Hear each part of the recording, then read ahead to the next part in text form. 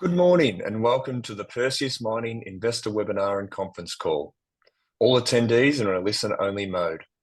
If you would like to ask a question directly to the company, please use the raise hand function within Zoom, or if dialing in via phone, press star 9.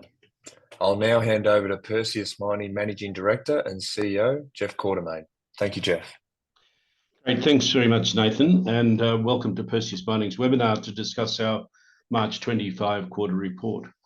I'm joined on the call today by two of my colleagues. Our CFO, Leanne de Bruin, needs no introduction, as she has been an integral part of our leadership team for quite some time and has frequently participated in these webinars. We're also joined today by Jacob Riccardoni. Now, Jacob joined Perseus earlier this year in the role of Chief Development Officer, with specific responsibility for exploration, tech services and development. And Jacob will be available to respond to any detailed questions that you may have on either our organic growth projects or similar matters later in the webinar. So welcome, Leanne and Jacob. Now, the agenda for today's webinar is the same as usual. I'll start by providing an overview of what Perseus has achieved operationally during the quarter, and then we'll hold a Q&A session to dive into any specific matters that have not been addressed either during the presentation or indeed in the market releases that we have made to the market, either on the quarterly or the release we put out last Monday that spoke to the decision to move forward with the Zaga development. For those of you who are participating in this webinar via your computer, you should be able to track the presentation visually on your screens when we get to that point. Now, in summary, it seems that every quarter we report much the same thing, namely that our team at Perseus has once again delivered very strong gold production results, competitive all-in site costs, and with the help of a rising gold prices, expanded cash margins and increased free cash flow and cash balances. Now, in terms of the Australian gold sector, at least, and possibly globally, our performance in closing cash balance, which I might say stands at $801 million US, or for our Australian listeners, Aussie $1.25 billion. It's better than most in the gold sector, based on the reports that we've seen from our peers so far this month. Now, this does beg the question of why our consistently strong operating performance doesn't translate very accurately into relative share price performance. This is an issue that's challenged us for some time, and several theories have been put forward about why we trade at a discount to our peers, and these include the African discount, so to speak, and the quality of Perseus' asset portfolio, particularly the remaining lives of our assets. Now, I won't dwell on these observations too much, as in my opinion, both of them are fairly fundamentally flawed, but rather than complain about the misunderstanding, what we have done this quarter is taken some very decisive action to address both the issue of asset quality and African risk. The two major growth initiatives, both fully funded from existing cash reserves, I might say, have been materially advanced during the quarter, or since our last webinar, and they include the CMA Underground Development at our existing Yaouré gold mine in Côte d'Ivoire, and of course the commencement of the development of the Zaga project in Tanzania. Now, both of these initiatives will be a subject of more focused discussion in the presentation that follows, as both of these projects will materially upgrade our existing production base that has, I repeat, already been generating outstanding operating results consistently for the last 5 or 6 years. Now, hopefully the quality of these two new additions will gain some recognition. And of course, if they don't, the new operations will certainly help us to continue the long stream of outstanding results generated by the company. So in summary, things are rolling along very nicely at Perseus. And let's go to the presentation so that I can demonstrate what I'm talking about. So if we look at the operating and financial results in summary that we published today, so for the quarter, production 121,605 ounces, down slightly from the prior quarter, which was in fact an outstanding quarter. The all-in site cost across the group is $1,209 an ounce, up slightly for two reasons. One is that the production is down slightly, but also because of the increase in royalty payments due to the higher gold prices that we've been receiving. The gold prices averaged $2,462 an ounce, giving us a margin of US $253 an ounce. Now, on terms of the margin, I did read in the papers earlier this week a very prominent United Kingdom investor complaining that the gold sector hadn't taken the opportunity to generate margins. Well, I would point out that our cash margin is in excess of 100%. And that's generated something like 152 million of notional cash flow for the quarter, resulting in a cash and bullion balance at the end of the quarter of $801 million US.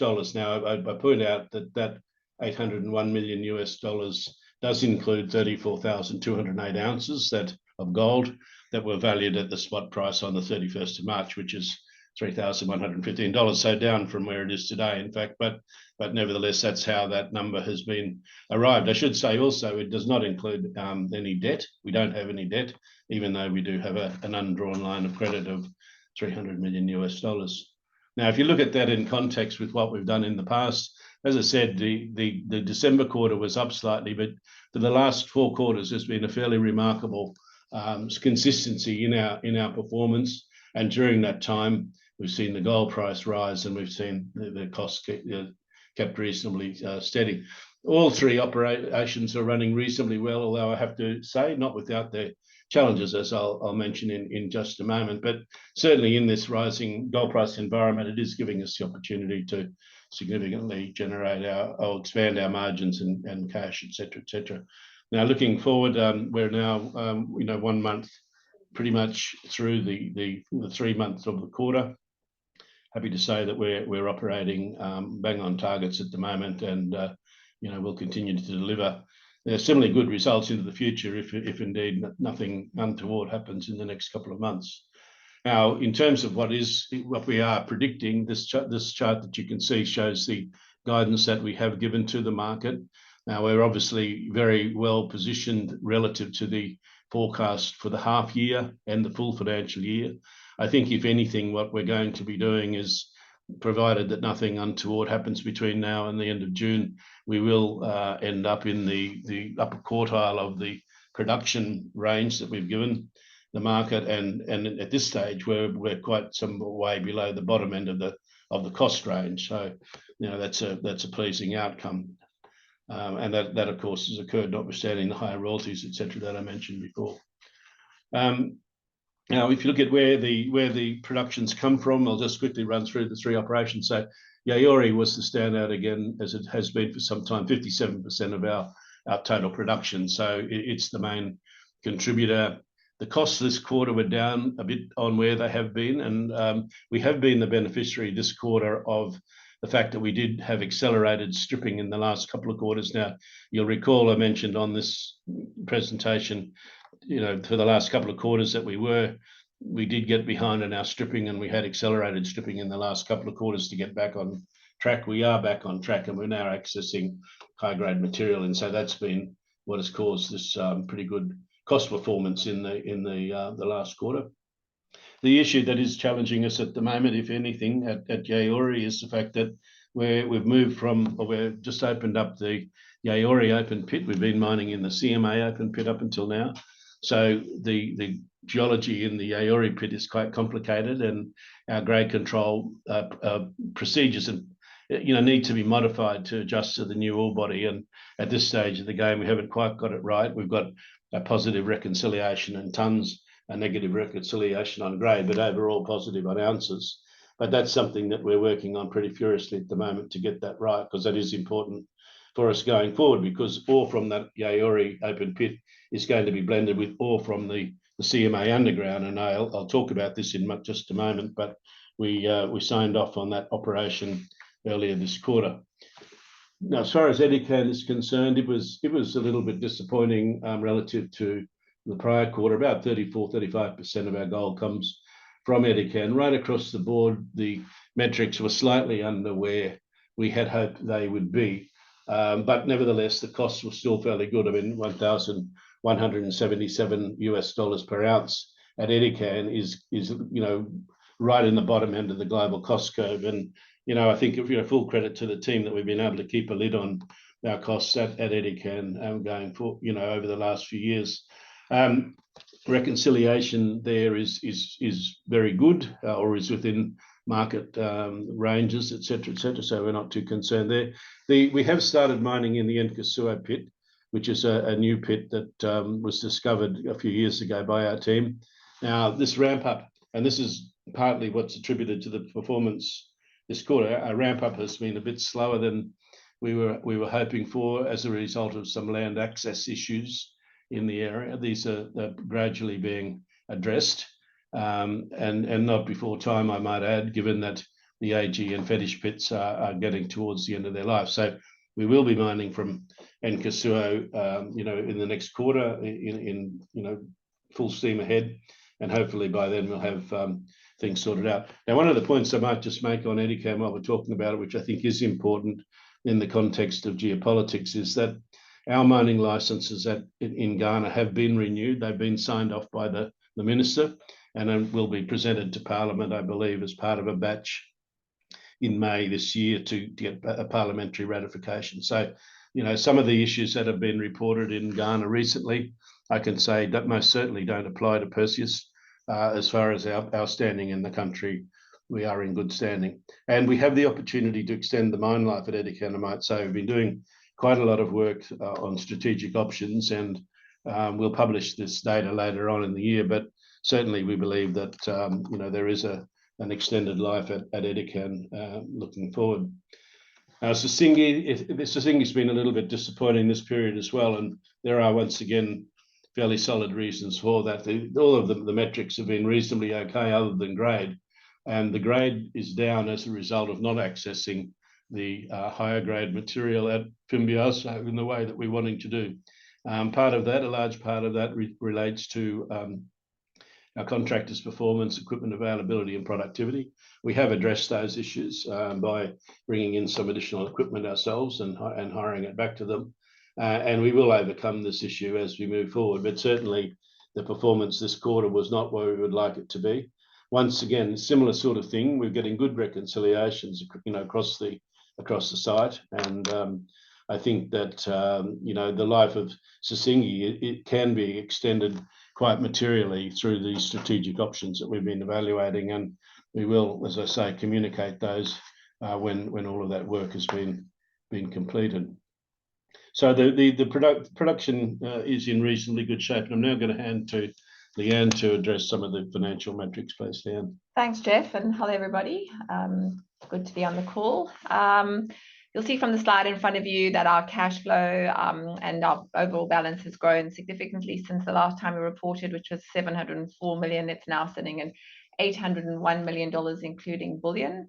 We have zero debt, but I still have our undrawn credit line of $300 million.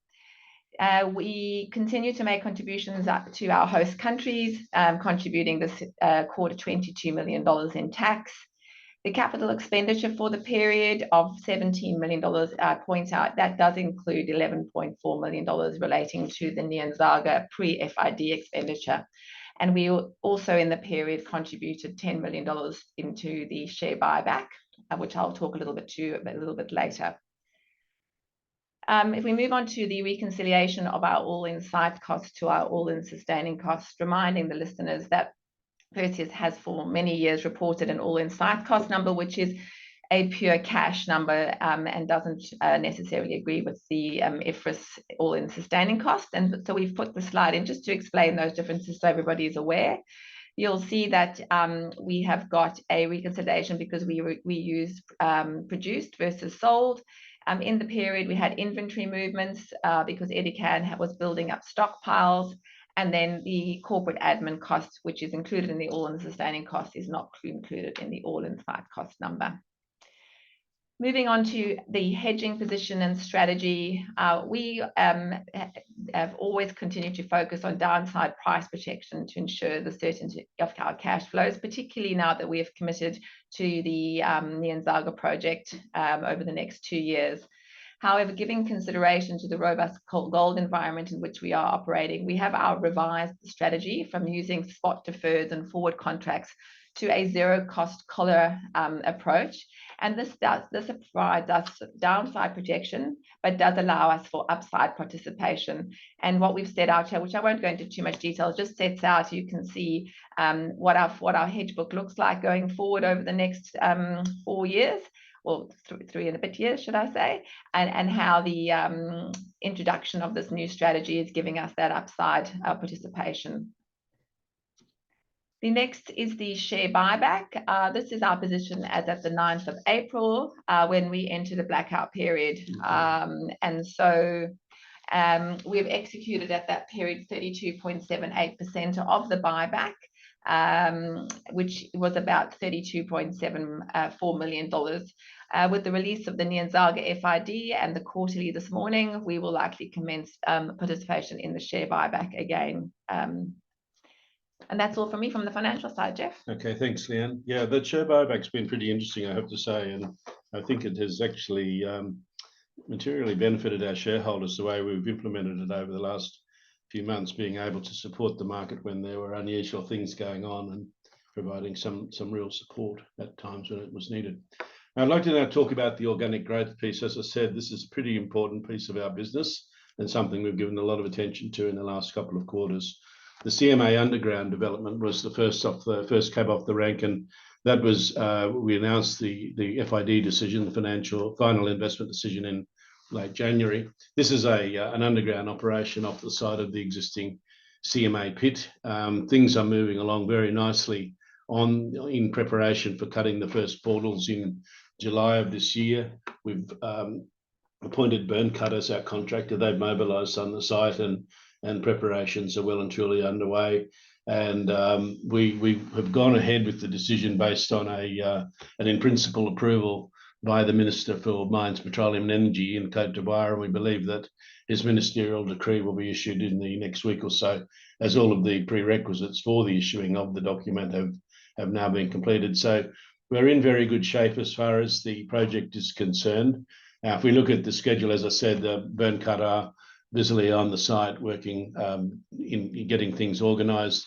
Equipment has been shipped and has been arriving on the site, and we're getting ready to get into the portal firings on the 1st of July. So we're well and truly on track for that. Quite a deal of work has been done to locate the various portals and the like. You know, where some of those areas have been exposed, some of them will come into in the future, but we're getting very much on the front foot as far as being able to move into that exercise on the schedule that we've set out. I've got a couple of photographs on the slide on the screen, just showing a few of the site works that have been underway. We've had to obviously expand our accommodation and office capacity to be able to fit another large contractor and workforce in.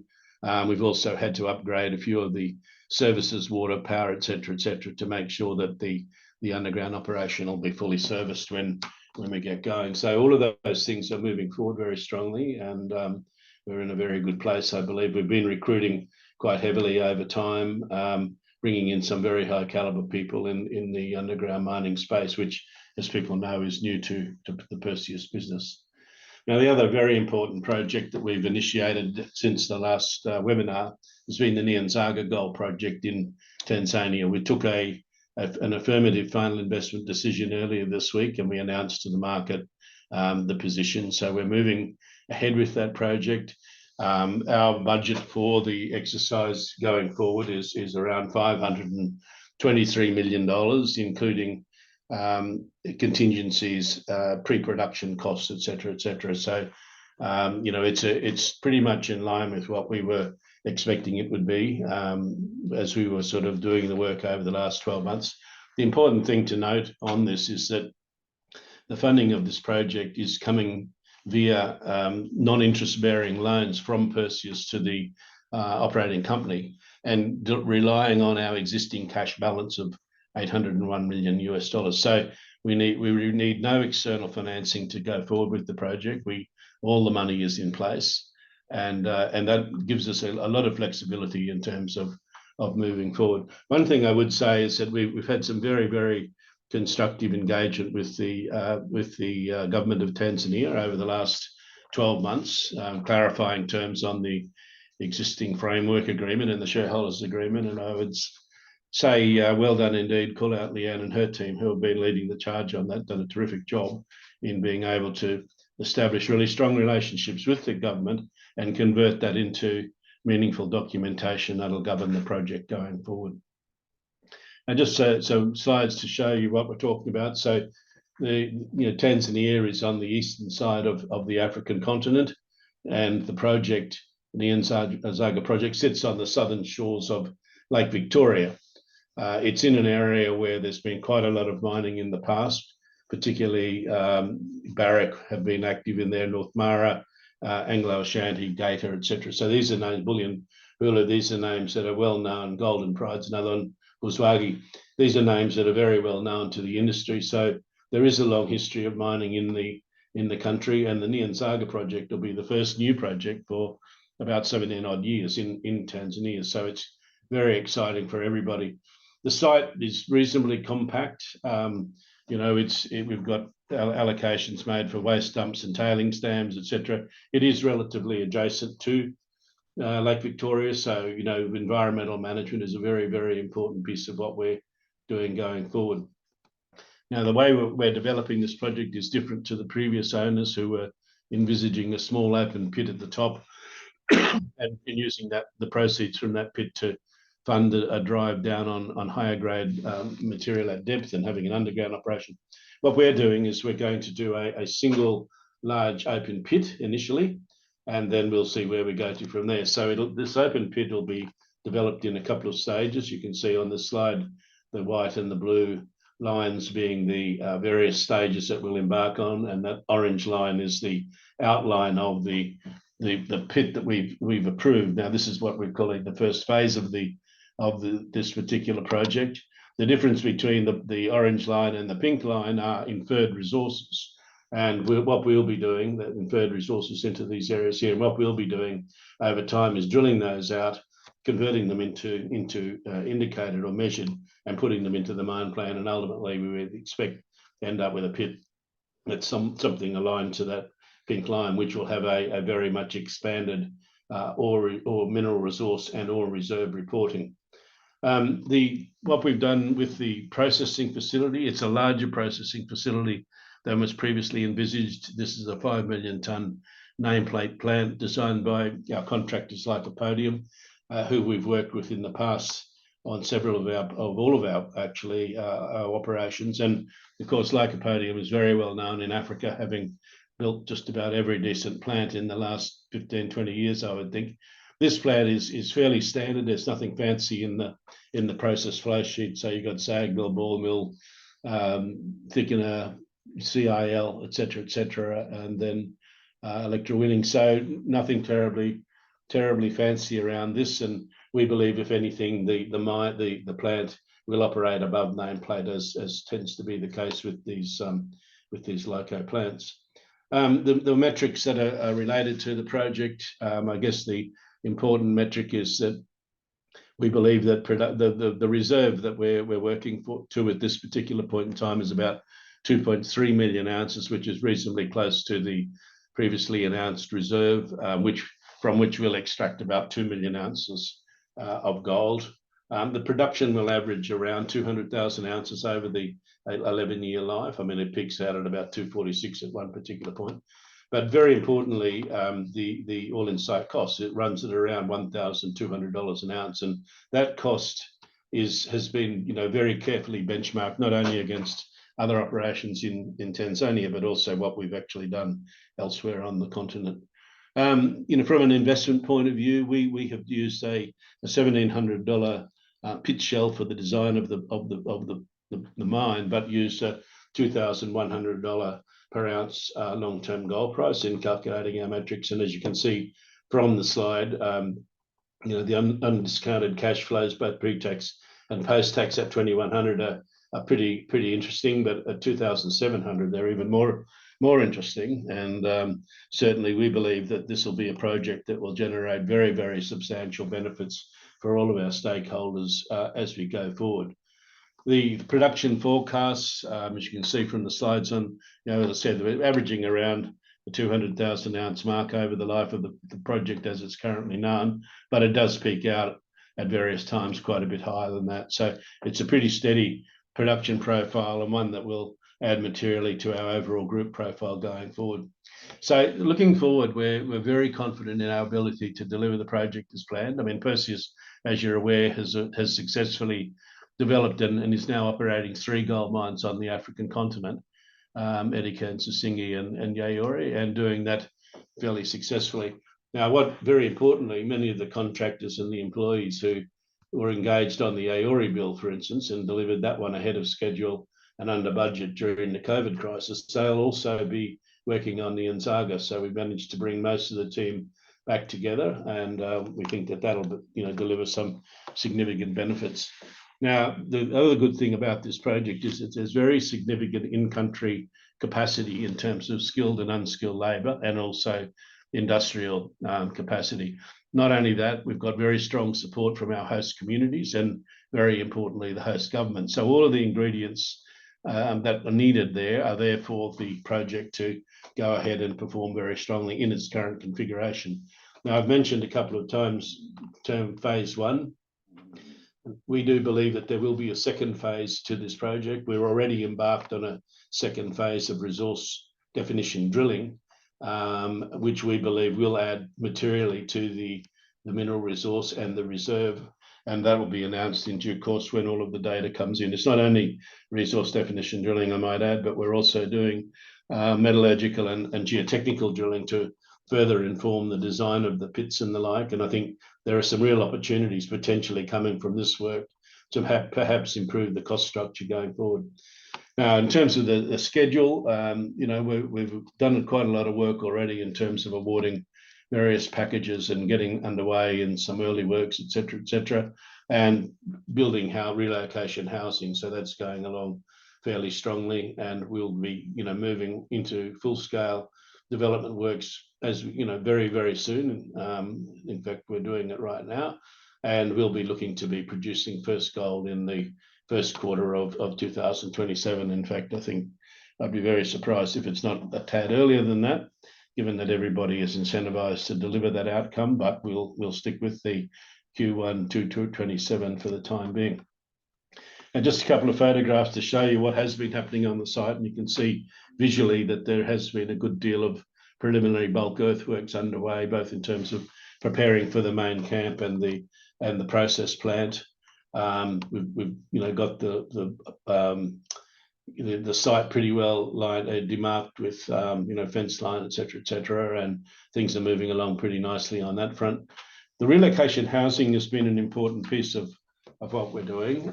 We're building approximately 260 odd houses, I think it is, for people who will be impacted by our operations. And so far, we're about 23.5% of the way through that program.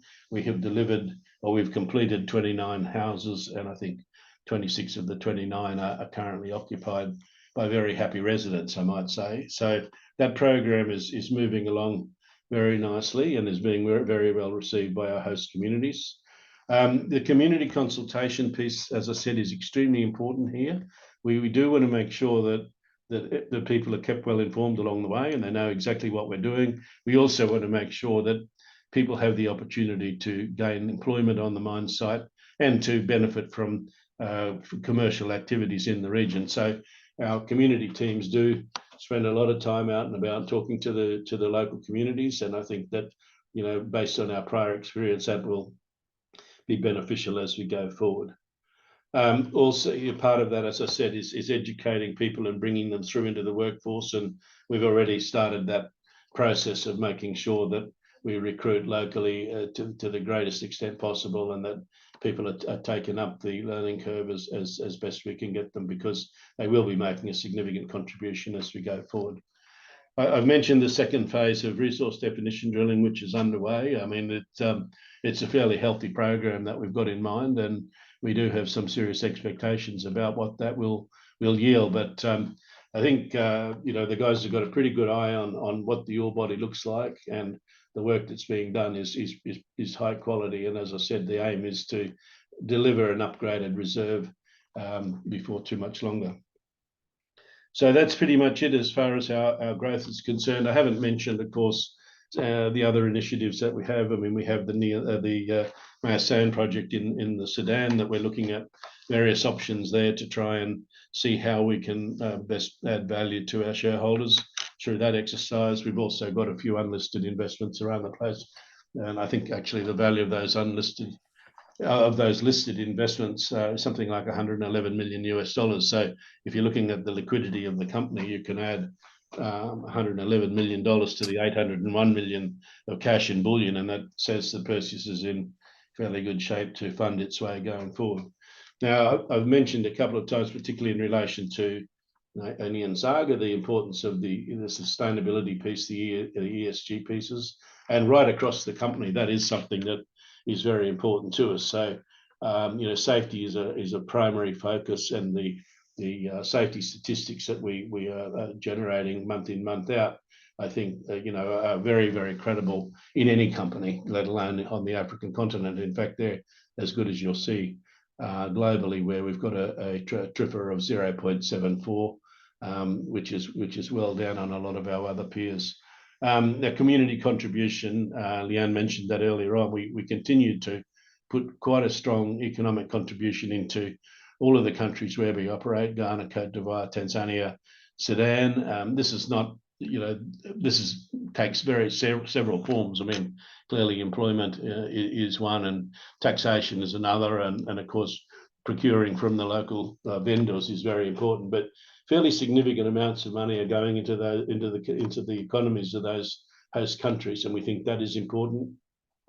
Local employment is terribly important in terms of being able to give people opportunities, and we do our best in terms of diversity in all the forms that it takes. People like to focus on gender diversity more than some of the other forms, and in that respect, we do. We've got about 15% female employees in the workforce, but I would hasten to mention that people should read that number in the context of the cultures that we're operating in. This is not Australia. These are African countries where they have a different approach to life, and so quite understandably, the proportion of female employees is down on what you might find in a Western environment. We have no significant community events during the period, and I think that reflects the work that we put into working with our host communities. And similarly, on an environmental front, we're in pretty good shape there as well, with no significant environmental issues causing concern. So look, right across the board, things are travelling quite well. As I said at the start of the call, we have had a good quarter on all fronts, and we've been continuing to produce gold, all-in site costs, cash flow, etc., etc. And as I said, look, pleasingly, this work's been conducted in a safe manner. We are a little ahead of our targeted safety standards, and we do compare fairly well with our peer group. So that's extremely gratifying and important to us. Now, looking forward, our production and cost guidance for the 6 months to June 25 is unchanged, as I said earlier, and we are predicting very solid performances relative to that half-year and full-year guidance that we've given.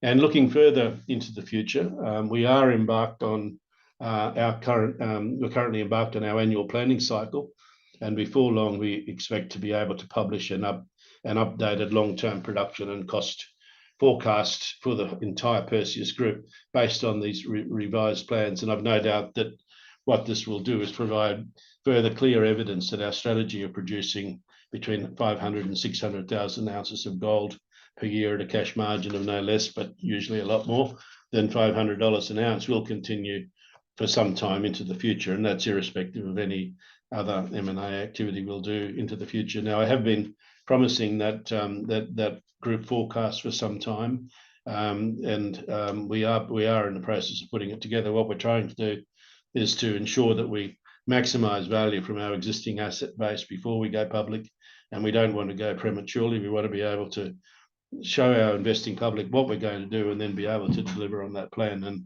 that will be coming out fairly shortly. what we are also trying to do as part of that exercise is to smooth out our production profile going forward. And we're doing a fairly good job on that, I might say, given that when we took a decision to postpone the development of the Maya Sand project in 2023, it did cause a little bit of a hiccup as far as our production profile is concerned, but that's been largely addressed through Zaga and the CMA Underground and the like. But there is more work to be done before we can go public, and so as soon as we can, as I say, we'll release that information. Also, looking forward, the concept of us continuing to look to grow our diversified asset portfolio will remain very important for us, and we believe that we are able to, by being involved in multiple operations in multiple countries, we are able to remove a lot of the volatility that comes with operating on the African continent. Importantly, this means that as an investor, you can be confident that your investment in Perseus remains in very solid and good hands. And this is an important point, I think, in terms of addressing this issue of an African discount on the share price. We do operate well on the African continent, and we have been doing it for quite a long time. Now, it's not a guarantee that that's going to continue into the future, but it's a pretty good indicator, I think, that this issue of African discount is somewhat overdone. We will, however, continue to remain very receptive to new ideas, and if the right value creation opportunities come along, then Perseus is in a great position to execute to continue on our growth journey. I'd say these opportunities are fairly few and far between at the moment, but particularly given where the gold price is. But we do live in hope, and we do have the capacity to execute at a moment's notice should the right opportunity come by. So, as a company, our focus on generating material benefits for all of our stakeholders remains very prominent for us, and I'm talking about host governments, communities, employees, providers of goods and services, and of course our investors. And we will remain very, very focused and vigilant on that, and continue to deliver our stated mission of the company. And that's something that we are very proud to have achieved to date. Now, in conclusion, I do once again want to acknowledge the fantastic contribution made by all of the men and women that make up the Perseus board, management and operating teams in what is now 5 countries in which we operate, including Australia, where we're headquartered. There is absolutely no doubt that as a team, our people strongly supported by their families, and I can't emphasize the importance of the family support enough. We continue to do an outstanding job, and I want to sincerely thank you all. Many of you are listening into this call today, but I want to thank you all for that on behalf of all of our shareholders, and for all of the efforts that you've been delivering and helping us to continue delivering on our promises. So thanks very much for your attention today. This brings my presentation to a close. And now Leanne, Jacob and I are happy to address any questions that you may have. Thank you. Thank you, Jeff. Just a reminder, if you'd like to ask a question directly to the company, please use the raise hand function within Zoom. Your first question comes from Levi Spry at UBS. Please go ahead, Levi. Yeah, good morning. Thanks, Nathan. Thanks, Jeff and team. Thanks for the call. Another nice, very cool, nice quarter. Couple of quick questions, starting with Zaga. So, can you just comment on, I guess, the aims of the optimization? So, obviously, in markets we're always pretty impatient, but some of the assumptions are probably a little bit more conservative than what I've had previously. So, can you just talk to that second phase? What the goals are with that reserve update? Is it about life extension and adding value that way, or can you squeeze a bit more grade up front early? Well, I think we're looking at expanding the reserve full stop at this particular time. Now, whether, we do expect that the grade will be a beneficiary, but whether it is reflected immediately, I'm not 100% sure. But one of the optimizations, or one of the areas where we may see some improved performance through there, is in the actual throughput rates of the plants. Every plant that we've built in the past with the help of lycopodium seems to outperform the nameplate. Now, the nameplate of this one's 5 million tonne per annum, but it wouldn't surprise me if we're not putting more material through than that actual name would suggest. But certainly, that's an issue where we believe we got some benefit. We believe that we can expand the size of the resource, the open pittable resource, quite significantly. And that'll be, as I say, published before we start actually producing. But the other area that is of interest to us, and I can't say very much about this at this point, other than to say that the guys brought back some drill results at depth the other day. And, there's not a lot of them, but what we saw of them certainly give us optimism that even though we're building a very large open pit, for a 500 metre deep pit, there is still very significant potential for an underground operation off the bottom of that. As we go forward and as we get further down in the pit, we will be drilling further down there to confirm that. But that's a possible extension that's not even remotely factored into any numbers at this particular point. So, look, we believe that this Zaga project can and will develop into a world-class operation, and have very little doubt about that. Yep, good. Yep, thank you. Thanks, Jeff. And then just moving to Singuisi, a bit of a tougher quarter there. Can you just talk to the future of that operation and any potential for maybe recycling that asset as you've got growth elsewhere in the portfolio? Yeah, look, the plan as it stands at the moment, I mean, I think on the reserve, it's something like about a 3-year life from now. But we believe that by reassessing some of those pits, we can actually extend the life well beyond that. Now, what that involves, of course, is using a higher cutoff, a higher gold price on the pit shell. And of course, what that means is that your operating cost goes up. So you need to be able to trade off production against margin, basically. And it does depend on your view on the gold price. Where we're going with the project now, though, is that we're about to start opening up the Bagway deposits. We've been mining at Fimbiasso and Singuisi, over the last couple of years, hauling ore from Fimbiasso back to Singuisi. We're now about to open up Bagway, and we'll be hauling back from there later this year.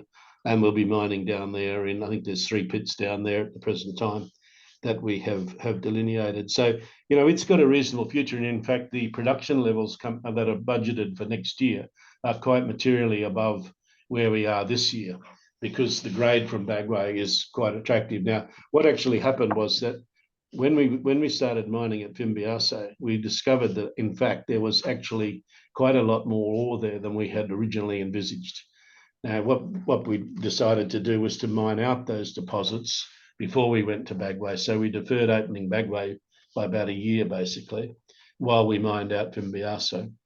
Now, while there's ore there, it is at a lower grade than Bagway. So that's partly what contributed to the dip in production this year and the like, as well as some operating challenges, of course, that I mentioned earlier. But look, Singuisi's got a pretty decent life ahead of it, pretty decent remaining resource. When we started this project, it had a 4.5-year mine life. Well, I think based on what we're talking about now, 9 years from start to finish is certainly not out of the order of possibility. And so, we'll look at that in the context of our portfolio. If we bring in other assets that are producing a lot more in demand management time, then we may consider, that this project might be better off in somebody's hands. But we haven't reached that decision point at this particular stage, but it has to be an option that we consider. Yep, got it. Okay, thank you. And just last one, sorry, juggling a few calls here, but did you mention any of the upcoming catalysts for reviewing your investment in Bankan in PDI? No, I didn't actually. But, well, I think it's well known that we've entered into a confidentiality agreement and a standstill agreement with Predictive.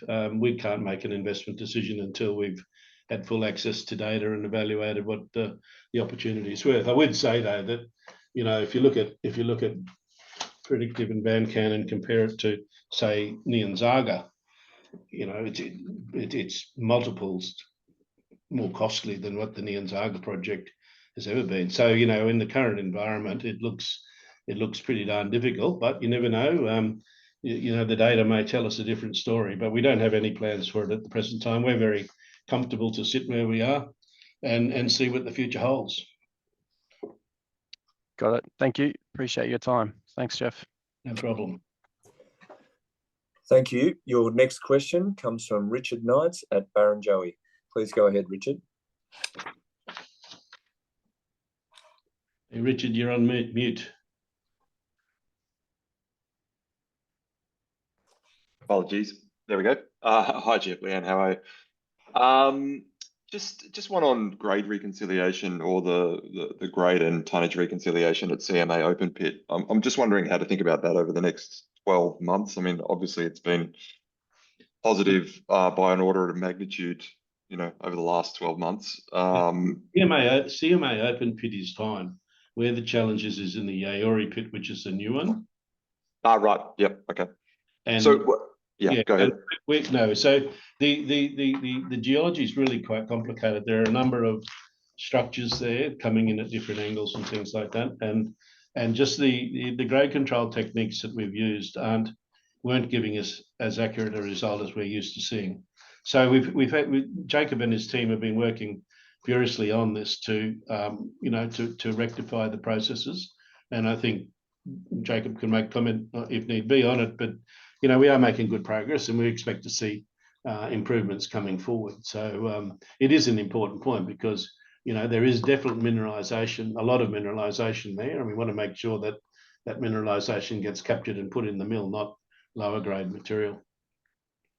So what percentage of the feed over the next 12 months will come from that Yaori open pit, roughly? Oh, look, off the top of my head, I don't have that number, but as we go forward, I did have those numbers actually. When we'll be using the Yaori open pit in combination with the CMA Underground, and I think something like 70 to 80% of the ore will come from the Yaori pit, but 50% of the grade will come from the CMA Underground. So it's something like that. I mean, those numbers are in the public domain, and I just can't recall them exactly. But so getting Yaori right is really important for us, and that's why we've put such a concentrated effort into addressing that reconciliation issue, because it's not something that we're comfortable with. It's something that we have to fix in short order. No worries, thanks. And just one more follow-up on Nyan Zaga. I mean, you've talked about the phase 2 potential there. Is that something we're going to hear about in 2025, or is that a sort of longer term story? Well, look, I think it'll take us all of 25 to do the drilling, I would say, and then some. So it won't be in this calendar year, I don't expect, but next year it will be coming through. So look, it's just part of the ongoing process of what we do.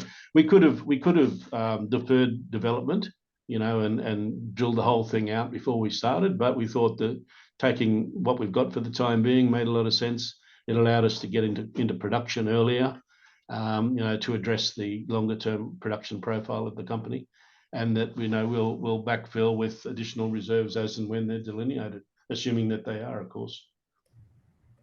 No worries. Makes sense. Thanks, guys. No problem. So I'll now hand back to Jeff Quartermain for closing remarks.